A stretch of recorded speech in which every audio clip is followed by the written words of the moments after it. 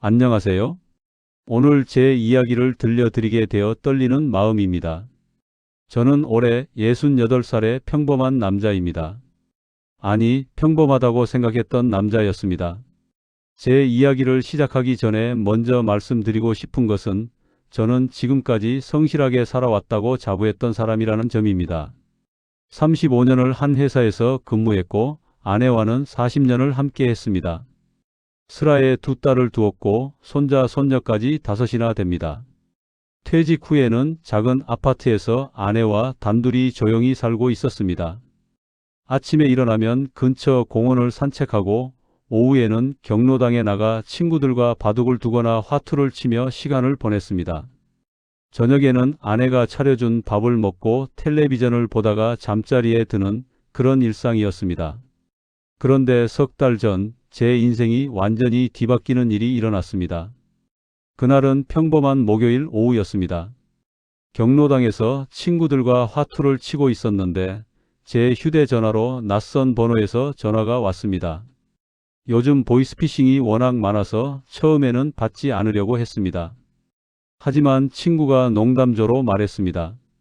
야, 김서방. 혹시 로또라도 당첨된 거 아냐? 저는 웃으며 전화를 받았습니다. 수화기 너머로 들려온 목소리는 젊은 여성의 목소리였습니다. 차분하면서도 약간 떨리는 목소리였습니다. 여보세요, 김영수 씨 되시나요? 네, 그런데 누구시죠? 저는 법무법인 정의에서 근무하는 변호사 박지은이라고 합니다. 혹시 지금 통화 가능하신가요? 변호사라는 말에 순간 가슴이 철렁했습니다. 내가 무슨 잘못이라도 한 건가, 아니면 누가 저를 고소라도 한 건가 하는 생각이 들었습니다. 저는 황급히 화투패를 내려놓고 경로당 밖으로 나갔습니다. 네, 말씀하세요. 무슨 일이신지요? 혹시 조용한 곳으로 이동하실 수 있으신가요? 개인적으로 중요한 이야기라서요. 저는 경로당에서 좀 떨어진 벤치로 걸어갔습니다. 가을 햇살이 따스하게 내리쪼이고 있었고 은행나무 잎이 바람에 살랑살랑 흔들리고 있었습니다. 저는 벤치에 앉아 다시 전화를 받았습니다. 네, 이제 괜찮습니다. 말씀하세요. 김영수 씨, 혹시 성남시 분당구에서 태어나신 게 맞으신가요? 그리고 생년월일이 1957년 3월 15일이신가요? 네, 맞습니다만 도대체 무슨 일이신지 말씀해 주시겠습니까? 변호사는 잠시 침묵했습니다. 그리고 천천히 조심스럽게 말을 이어갔습니다. 김영수 씨, 제가 지금부터 드리는 말씀이 충격적으로 들리실 수 있습니다. 하지만 법적으로 확인된 사실입니다. 김영수 씨께서는 혹시 본인이 입양아라는 사실을 알고 계셨나요? 그 순간 세상이 멈춘 것 같았습니다. 제 손에서 휴대전화가 미끄러져 떨어질 뻔했습니다. 저는 황급히 전화기를 다시 잡으며 말했습니다. 아니, 뭐라고요? 입양아라고요? 무슨 말씀이신지 도통 이해가 안 되는데요. 김영수 씨, 저희가 최근에 의뢰인으로부터 사건을 맡게 되었습니다. 그 과정에서 김영수 씨가 1957년 출생 직후 입양되었다는 기록을 발견했습니다. 김영수 씨의 생모께서 최근에 돌아가셨는데 유언을 남기셨습니다. 저는 벤치에서 일어나 비틀거렸습니다. 주변이 빙글빙글 도는 것 같았습니다. 나무를 붙잡고 간신히 중심을 잡았습니다. 아니, 이건 말도 안 됩니다. 제 부모님은 김창석, 박순자 두 분이십니다. 아버지는 15년 전에 돌아가셨고 어머니는 지금 요양원에 계십니다. 무슨 헛소리를 하시는 겁니까? 김영수 씨, 김창석 씨와 박순자 씨가 김영수 씨를 키우신 양부모님이 맞습니다. 하지만 생물학적 부모님은 다른 분들이십니다. 저희가 확인한 바로는 1957년 3월 15일 김영수 씨는 성남의 한 산부인과에서 태어나셨고 사흘 후인 3월 18일에 김창석 씨 부부에게 입양되셨습니다. 저는 그 자리에 주저앉았습니다. 다리에 힘이 풀려서 더 이상 서 있을 수가 없었습니다. 68년을 살아오면서 한 번도 의심해 본 적 없던 제 정체성이 한순간에 무너지는 느낌이었습니다. 저는 평생 그 사실을 몰랐습니다. 부모님도 아무도 말씀해 주신 적이 없어요. 네, 그렇게 추정됩니다. 당시에는 입양 사실을 숨기는 경우가 많았습니다. 김영수 씨, 혹시 직접 만나서 자세한 이야기를 나눌 수 있을까요? 법적으로 처리해야 할 사항들이 있습니다. 저는 멍하니 대답했습니다. 네, 알겠습니다. 전화를 끊고 한참을 그 자리에 앉아 있었습니다. 하늘을 올려다보니 구름이 천천히 흘러가고 있었습니다. 새들이 지저귀는 소리가 들렸습니다. 하지만 제 머릿속은 완전히 하얗게 비어 있었습니다. 경로당으로 돌아가지 못하고 그냥 집으로 향했습니다.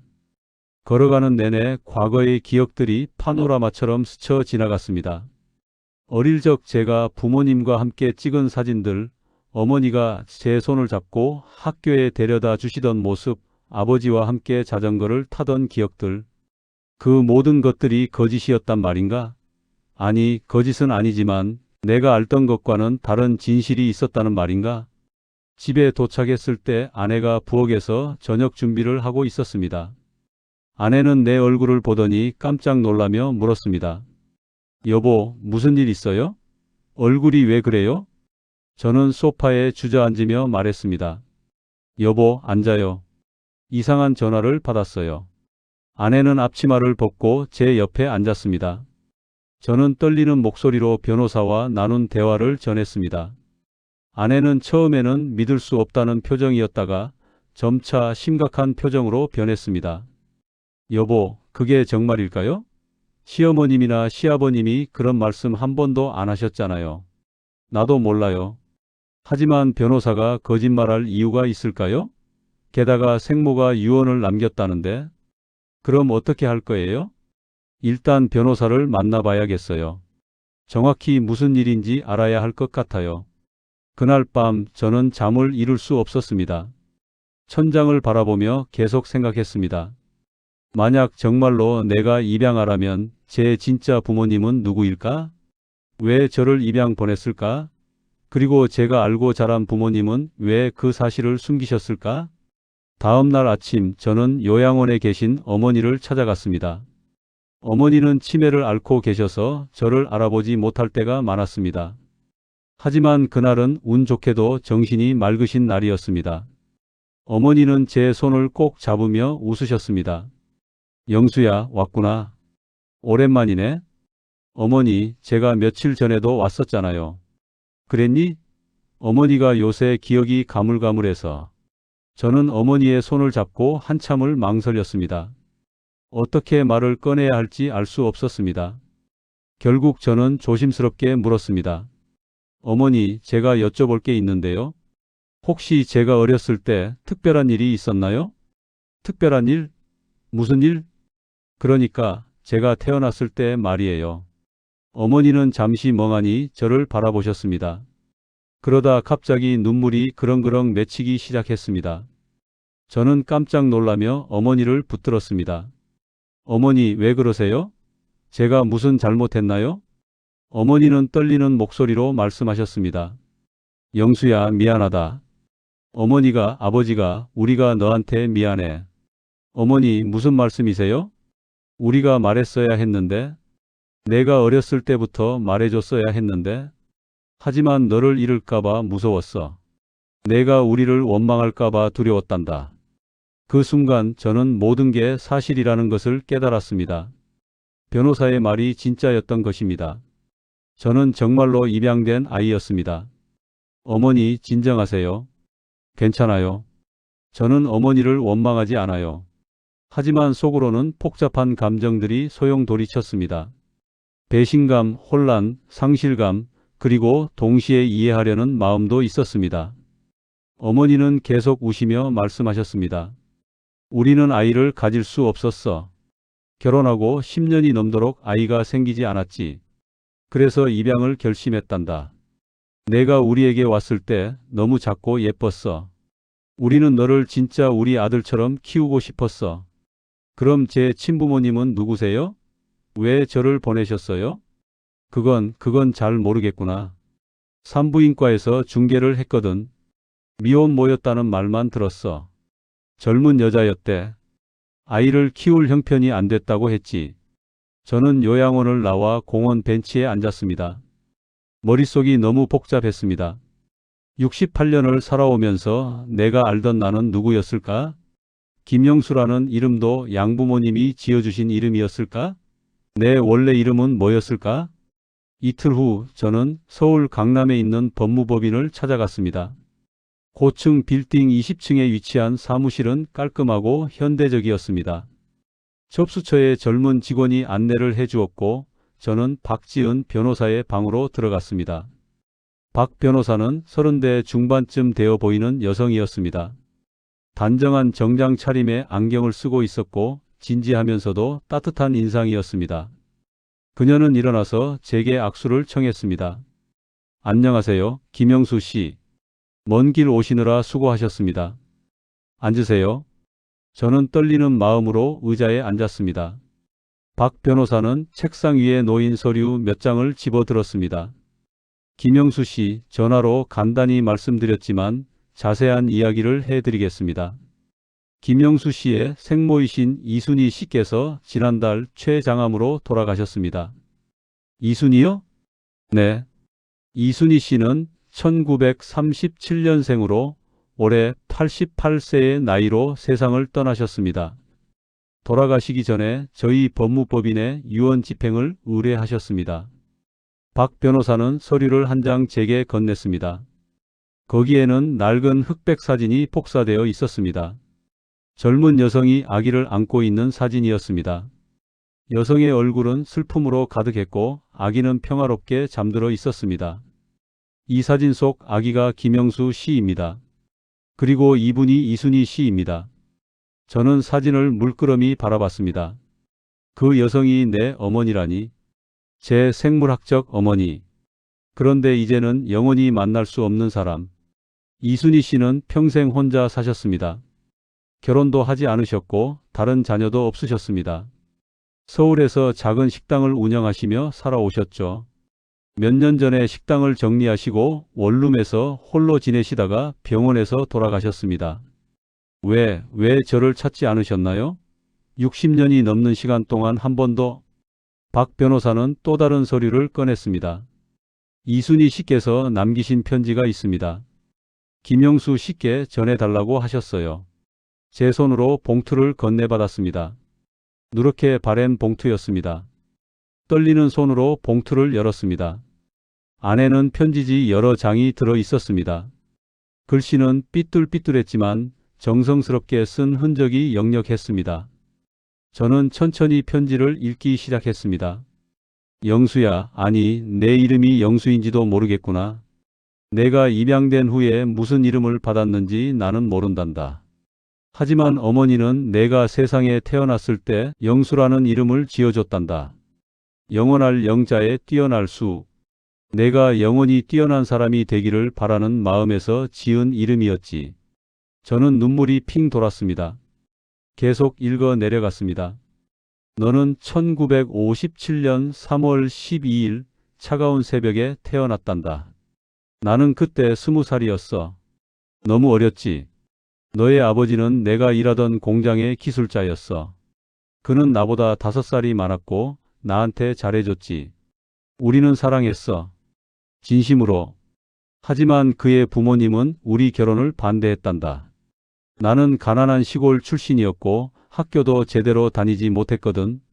내가 뱃속에 있다는 걸 알았을 때 나는 너무 기뻤어. 하지만 동시에 두려웠지. 그에게 말했을 때 그는 처음엔 함께하자고 했어.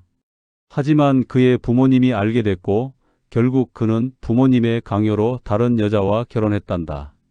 나는 혼자 남겨졌어. 임신한 몸으로 일을 할 수 없었어. 공장에서도 쫓겨났지. 산부인과 의사 선생님이 유일하게 나를 도와주셨어. 선생님은 아기를 키울 수 없으면 입양을 보내는 게 나을 거라고 하셨지. 처음에는 거부했어. 내가 어떻게든 키우겠다고 했어. 하지만 현실은 냉혹했단다. 내가 태어난 날 나는 너를 보는 순간 사랑에 빠졌어. 너는 너무 작고 연약했지만 눈을 떴을 때 나를 바라보던 그 눈빛을 나는 평생 잊을 수 없어. 사흘 동안 너를 안고 젖을 먹이고 재웠어. 그 사흘이 내 인생에서 가장 행복한 시간이었단다. 하지만 나는 너를 먹여 살릴 방법이 없었어. 갈 곳도 없었고 돈도 없었어. 산부인과 선생님이 좋은 부부를 소개해 주셨어. 아이를 간절히 원하는 부부였대. 나는 너를 그들에게 맡겼어. 그날 너를 마지막으로 안아봤을 때 내 심장이 찢어지는 것 같았단다. 저는 더 이상 참을 수 없었습니다. 눈물이 뚝뚝 떨어져 편지지를 적셨습니다. 박 변호사가 조용히 티슈를 건네주었습니다. 저는 코를 풀고 다시 읽었습니다. 그 후로 나는 매일 너를 생각했어. 너는 잘 크고 있을까? 행복할까? 부모님은 너를 사랑해 주실까? 그런 생각들로 밤마다 잠을 이루지 못했단다. 몇 번이고 너를 찾아가고 싶었어. 하지만 그럴 수 없었어. 너는 이미 다른 가정의 아이가 되었고 나는 너의 삶을 방해할 권리가 없었으니까. 나는 평생 혼자 살았어. 다른 남자를 만날 수도 있었지만 그러지 않았어. 내 마음속엔 오직 내 아버지와 너밖에 없었거든. 식당을 하며 돈을 모았어. 언젠가 너를 만날 나를 위해서. 하지만 용기가 나지 않았단다. 내가 나를 원망할까봐, 내 삶이 흔들릴까봐. 그렇게 60년이 흘렀구나. 나는 이제 늙고 병들었어. 의사 선생님이 말씀하시길 시간이 얼마 남지 않았대. 그래서 이 편지를 쓰기로 했어. 내가 이 편지를 읽을 때쯤이면 나는 이미 세상에 없겠지. 영수야, 너를 보낸 것은 내 인생 최대의 후회이자 동시에 최선의 선택이었어. 나는 너에게 좋은 엄마가 될 수 없었을 거야. 하지만 너를 키워주신 부모님은 분명 나보다 훨씬 좋은 분들이셨을 거라고 믿어. 그분들이 너를 사랑으로 키워주셨기를 바란단다. 나는 내게 미안해. 엄마로서의 책임을 다하지 못해서. 하지만 너를 사랑했어. 매일 매순간 평생 동안. 그것만은 믿어줬으면 좋겠구나.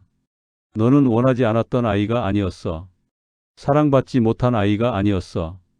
다만 환경이 우리를 갈라놓았을 뿐이란다. 내가 너에게 줄 수 있는 건 별로 없구나. 하지만 평생 모은 돈이 조금 있어. 그걸 너에게 남기고 싶어. 내가 그 돈으로 뭘 하든 상관없어.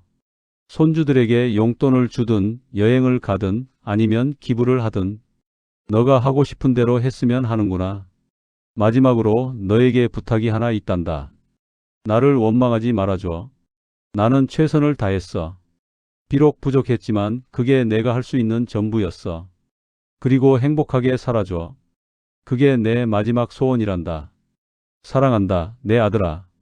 태어나줘서 고마워. 내가 이 세상에 존재해줘서 고마워. 다음 생에는 꼭 내 곁에서 좋은 엄마가 되고 싶구나. 안녕, 잘 지내거라. 편지는 거기서 끝났습니다. 저는 한참을 울었습니다. 박 변호사도 눈시울을 붉히며 저를 기다려 주었습니다. 한참 후에 저는 간신히 정신을 차리고 물었습니다. 유산이 얼마나 되나요? 약 5억 원 정도입니다. 이순희 씨께서 평생 모으신 돈입니다. 식당을 팔고 연금을 모으고 전략하며 사셨습니다. 5억 원. 적지 않은 돈이었습니다. 하지만 그 돈보다 더 무거운 건 그 돈에 담긴 어머니의 마음이었습니다. 60년 동안 만나지도 못한 아들을 위해 평생을 전략하며 사신 것입니다. 그리고 이순희 씨께서 보관하고 계신 물건들이 있습니다. 제가 유품을 정리하면서 가져왔습니다. 박 변호사는 상자 하나를 꺼냈습니다. 그 안에는 여러 가지 물건들이 들어 있었습니다. 저는 떨리는 손으로 하나씩 꺼내 보았습니다. 첫 번째는 낡은 앨범이었습니다. 앨범을 펼치니 흑백 사진들이 가득했습니다. 어머니가 젊었을 때 찍은 사진들이었습니다. 공장 앞에서 찍은 사진, 친구들과 함께 찍은 사진, 그리고 한 남자와 함께 찍은 사진도 있었습니다. 아마도 제 친아버지인 것 같았습니다. 그는 잘생긴 청년이었고 어머니를 바라보는 눈빛이 따뜻했습니다. 그리고 사진 한 장이 특별히 눈에 띄었습니다. 아기 옷을 입은 제 사진이었습니다. 뒷면에는 연필로 쓴 글씨가 있었습니다. 1957년 3월 18일 영수가 태어난 지 사흘째. 엄마는 너를 사랑해. 두 번째는 작은 담요였습니다. 하얀 면으로 만든 아기 담요였는데 세월이 지나 누렇게 변색되어 있었습니다. 어머니가 저를 이 담요로 싸주셨던 것 같았습니다. 담요를 만지니 부드러웠고 어머니의 온기가 느껴지는 것 같았습니다.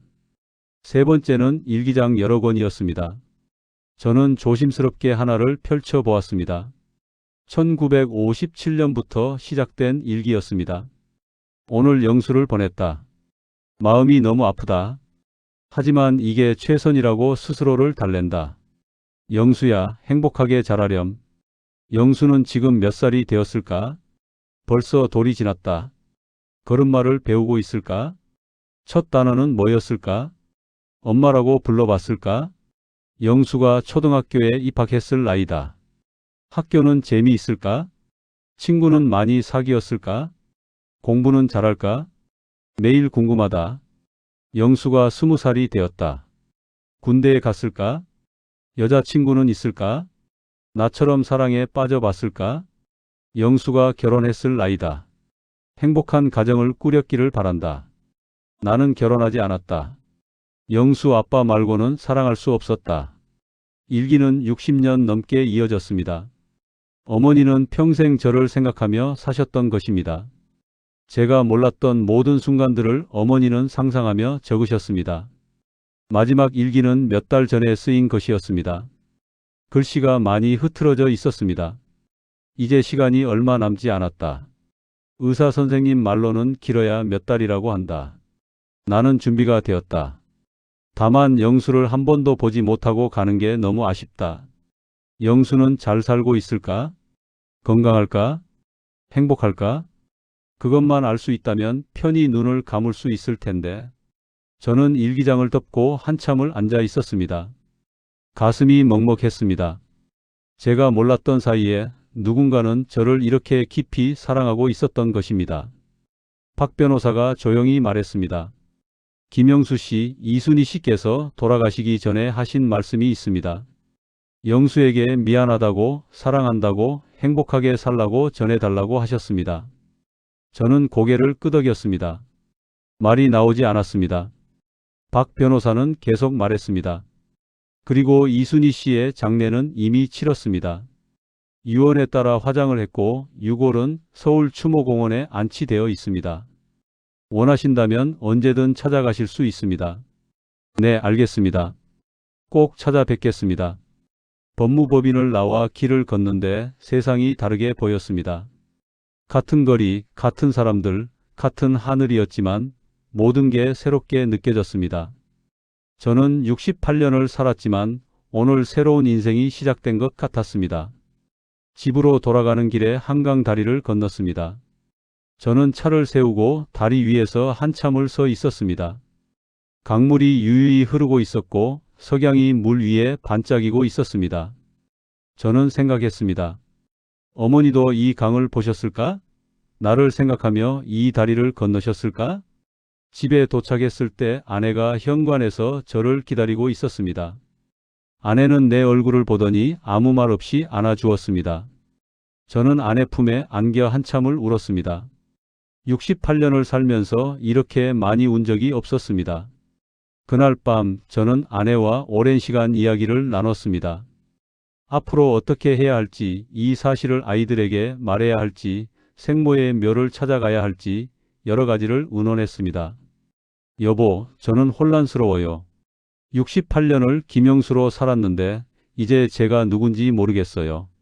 아내가 내 손을 잡으며 말했습니다. 여보, 당신은 김영수예요. 그건 변하지 않아요. 다만 당신의 이야기에 새로운 챕터가 추가된 거예요.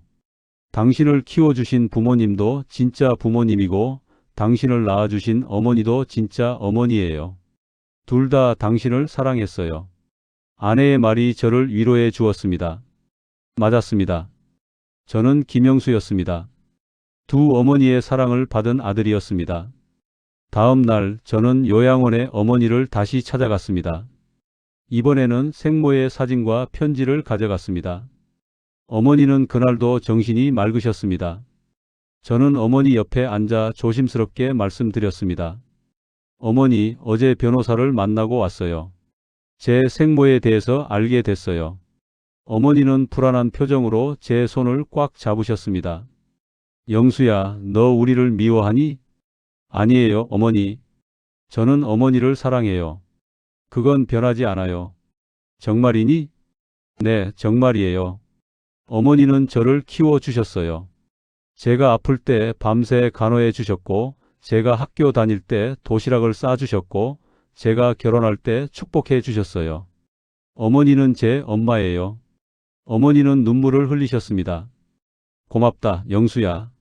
우리가 너를 낳아준 엄마한테 미안해. 우리가 너를 너무 사랑해서 말하지 못했어. 어머니, 괜찮아요. 저는 이해해요. 저는 생모의 사진을 어머니께 보여드렸습니다. 이분이 저를 낳아주신 어머니예요. 이순희 씨라고 하세요. 얼마 전 돌아가셨어요. 어머니는 사진을 오래 바라보셨습니다. 그리고 두 손을 모아 기도하셨습니다. 고맙습니다. 영수를 낳아주셔서 고맙습니다. 우리가 잘 키웠어요. 행복하게 살았어요. 부디 편히 쉬세요. 저는 어머니의 그 모습을 보며 또 울었습니다. 두 어머니 모두 저를 사랑하셨고 서로에게 감사하고 계셨던 것입니다. 그 주말 저는 두 딸을 불러 모았습니다. 사위들과 손주들도 함께 왔습니다. 온 가족이 모인 자리에서 저는 제 이야기를 들려주었습니다. 처음에 아이들은 충격을 받았습니다. 하지만 이내 저를 안아주며 위로해 주었습니다. 큰딸이 말했습니다. 아빠, 그래도 우리 아빠는 아빠예요. 아빠가 입양하든 아니든 그건 중요하지 않아요. 작은 딸도 말했습니다. 아빠, 오히려 아빠가 더 특별한 것 같아요. 두 분의 엄마한테 사랑받았잖아요. 손주들도 저를 안아주며 말했습니다.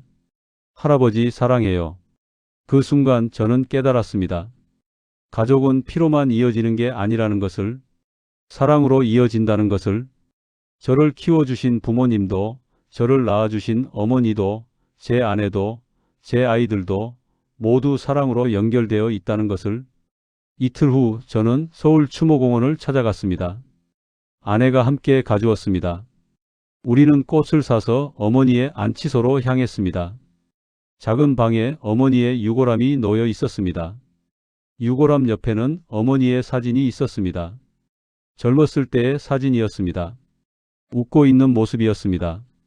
저는 유골함 앞에 꽃을 놓고 절을 올렸습니다. 그리고 말씀드렸습니다. 어머니, 늦게 찾아뵈어 죄송합니다. 저는 김영수입니다.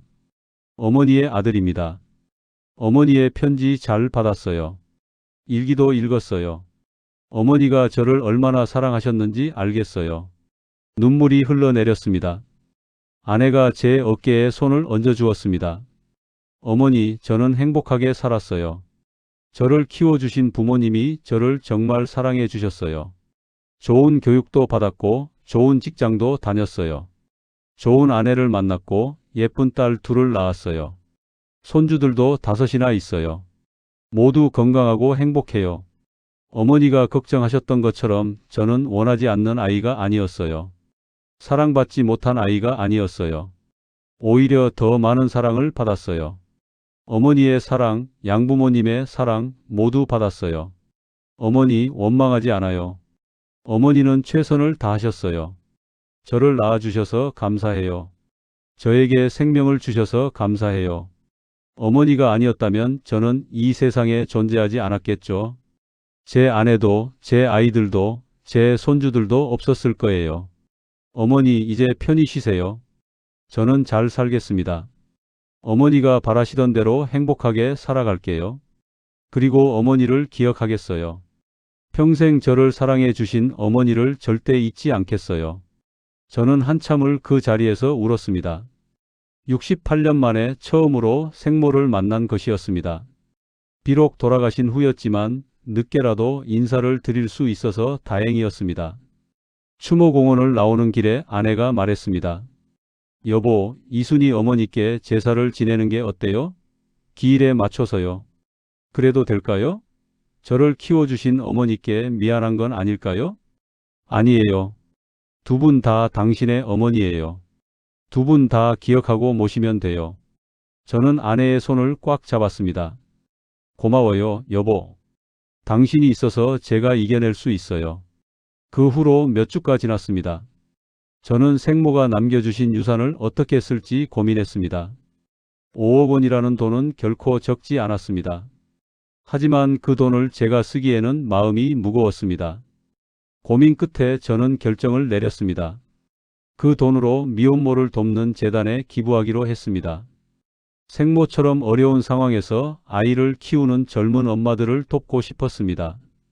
그들이 아이를 포기하지 않고 함께 살 수 있도록 돕고 싶었습니다. 재단 관계자를 만나 기부 의사를 밝혔을 때 그분이 물었습니다. 어떤 이름으로 기부하시겠습니까? 저는 잠시 생각하다가 말했습니다. 이순희 추모 기금으로 해주세요. 그리고 매년 미혼모 한 분께 장학금을 주는 프로그램을 만들어 주세요. 이순희 장학금이라고 이름 붙여주세요. 좋은 뜻이십니다. 꼭 그렇게 하겠습니다. 기부를 마치고 나오는 길에 마음이 한결 가벼워졌습니다. 어머니가 기뻐하실 것 같았습니다. 어머니의 돈이 어머니와 같은 처지의 사람들을 돕는 데 쓰이는 것이니까요. 그날 저녁 저는 집에서 생모의 일기를 다시 읽었습니다. 천천히 한 장 한 장 넘기며 읽었습니다. 60년의 시간이 그 안에 담겨 있었습니다. 어머니의 사랑이, 그리움이, 후회가, 희망이 모두 담겨 있었습니다. 마지막 장을 읽고 일기를 덮었을 때 저는 깨달았습니다. 인생은 참 복잡하고 아이러니하다는 것을. 어머니는 저를 보내면서 가슴이 찢어졌지만 그 결정 덕분에 저는 좋은 환경에서 자랄 수 있었습니다. 어머니는 평생 혼자 사셨지만 저는 가족의 사랑을 받으며 살았습니다. 어머니의 희생이 제 행복을 만들었던 것입니다. 다음 날 저는 오랜만에 경로당에 나갔습니다. 친구들이 반가워하며 맞이했습니다. 야, 김서방. 요새 어디 갔었어? 며칠 동안 안 보이더만. 응, 좀 개인적인 일이 있었어. 무슨 일인데? 표정이 좀 달라 보이는데? 저는 친구들에게 제 이야기를 들려주었습니다. 친구들은 처음에는 놀라워했지만 이내 저를 위로해 주었습니다. 한 친구가 말했습니다. 야, 김서방. 그래도 넌 운이 좋은 거야. 두 어머니한테 다 사랑받았잖아. 어떤 사람은 친부모한테도 사랑 못 받고 사는데. 다른 친구가 거들었습니다. 맞아. 그리고 늦게라도 진실을 알게 된 게 다행이야. 모르고 갔으면 평생 궁금했을 텐데. 친구들의 말이 맞았습니다. 저는 운이 좋았습니다. 진실을 알게 되어서, 어머니의 사랑을 확인하게 되어서, 그리고 무엇보다 양부모님의 사랑도 여전히 소중하다는 것을 깨닫게 되어서 시간이 흘러 생모의 첫 번째 기일이 다가왔습니다. 저는 가족들과 함께 제사를 준비했습니다.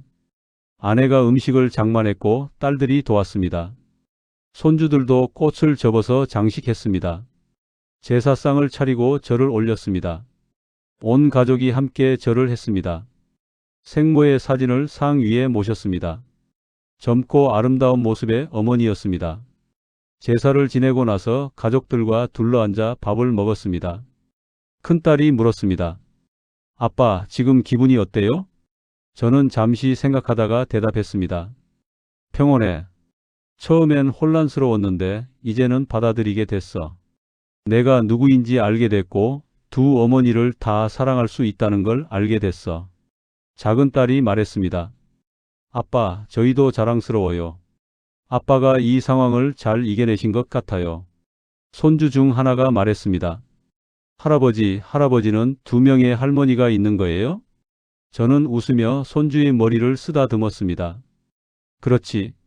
할아버지는 운이 좋아서 두 분의 할머니한테 사랑받았단다. 그날 밤 저는 요양원의 어머니께 전화를 드렸습니다.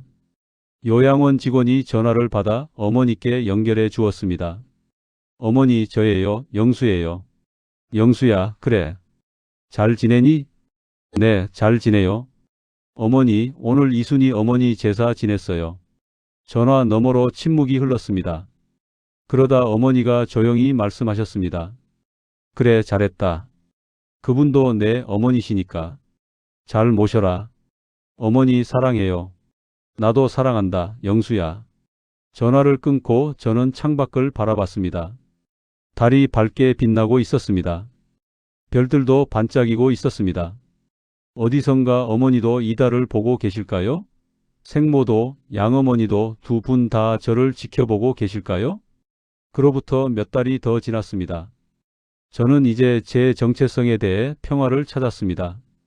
저는 김영수입니다. 이순희의 아들이자 박순자의 아들입니다. 두 어머니의 사랑을 받은 사람입니다.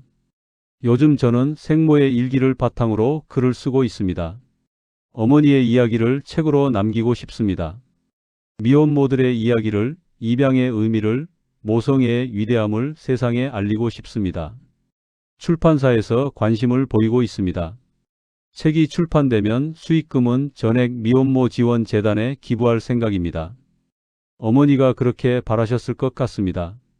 어제는 추모공원을 다시 찾았습니다. 이번에는 혼자 갔습니다.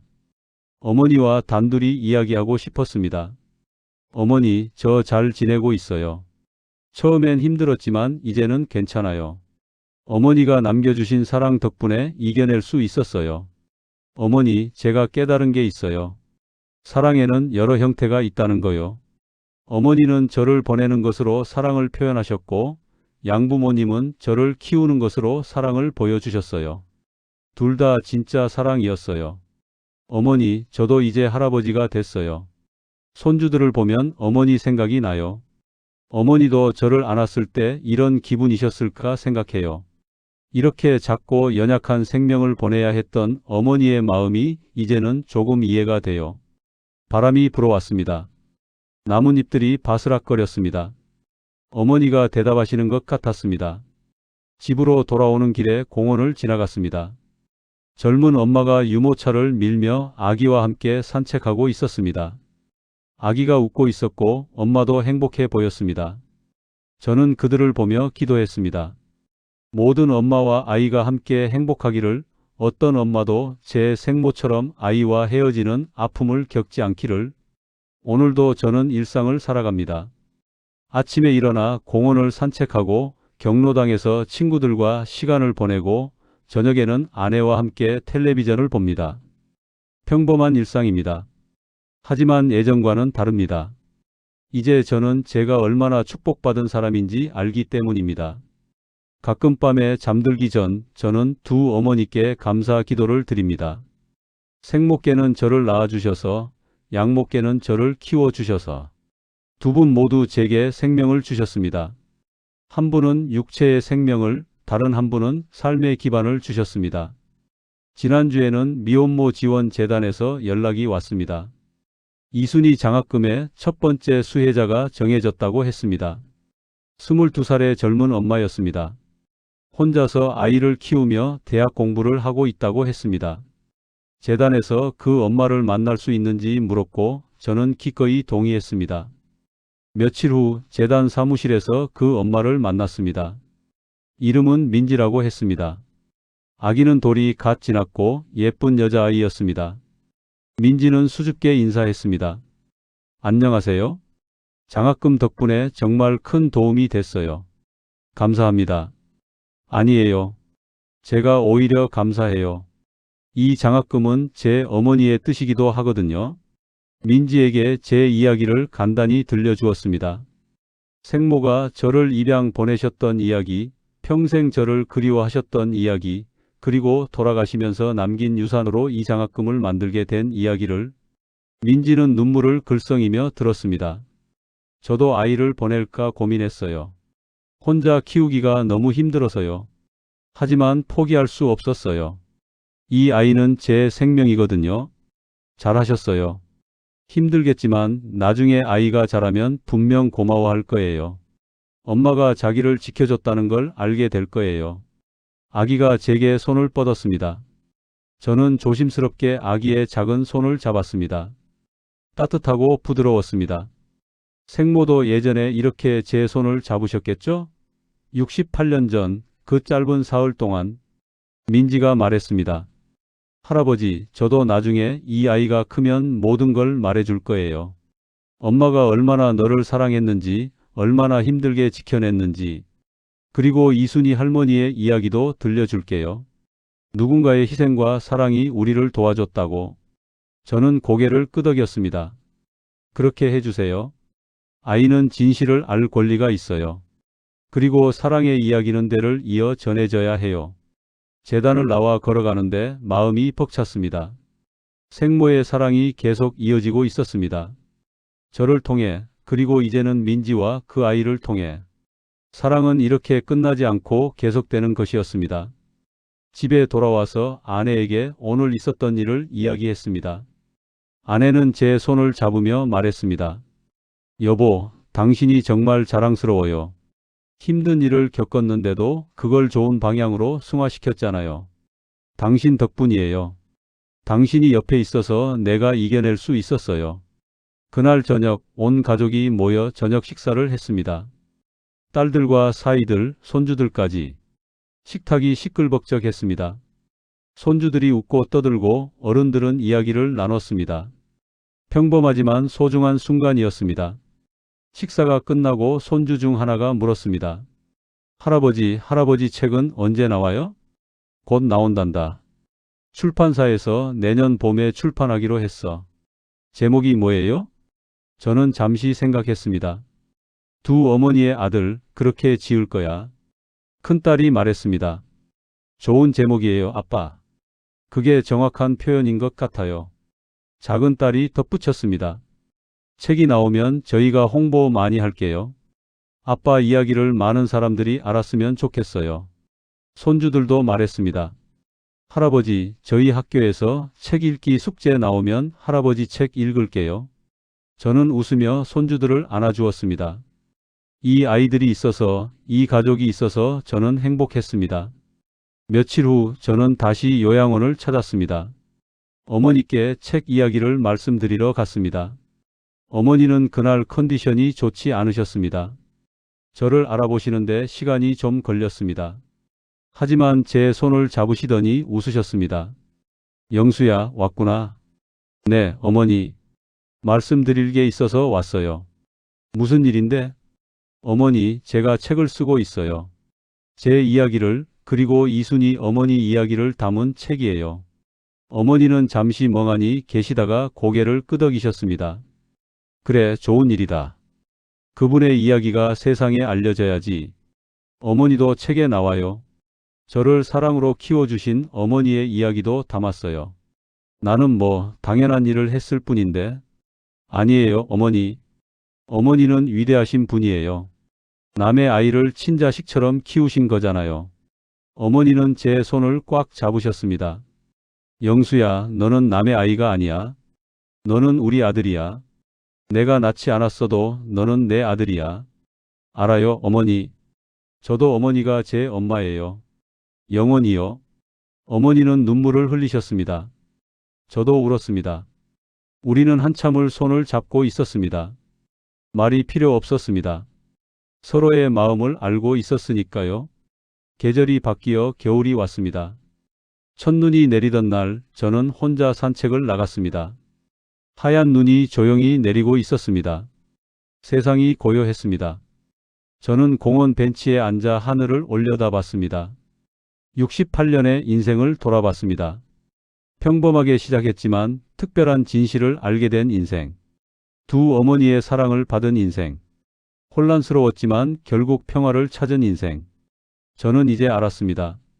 인생은 우리가 어디서 왔는지가 아니라 어떻게 사는지가 중요하다는 것을, 피가 섞였는지가 아니라 사랑이 있는지가 중요하다는 것을.